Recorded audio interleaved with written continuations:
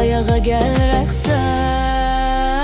Gel birlikdə rəqs edək, əllərini yaxşı aç, bədəndəki rengarenk elbiseyi döndür. İndi bu ürəyə qulluq etmək növbənizdir. Ətrin məni necə sərxoş edir. Gel birlikdə rəqs edək, əllərini yaxşı aç, bədəndəki rengarenk elbiseyi döndür. İndi bu ürəyə qulluq etmək növbənizdir. Ətrin məni necə sərxoş edir.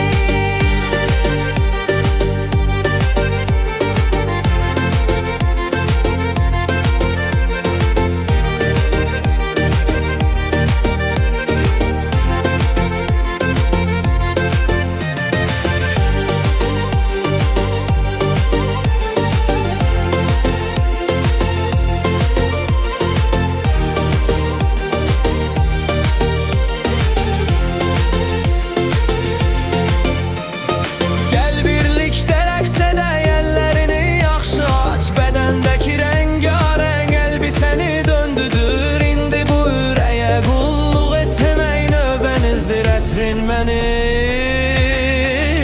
necə sərxoş edir. Gəl birlikdə rəqs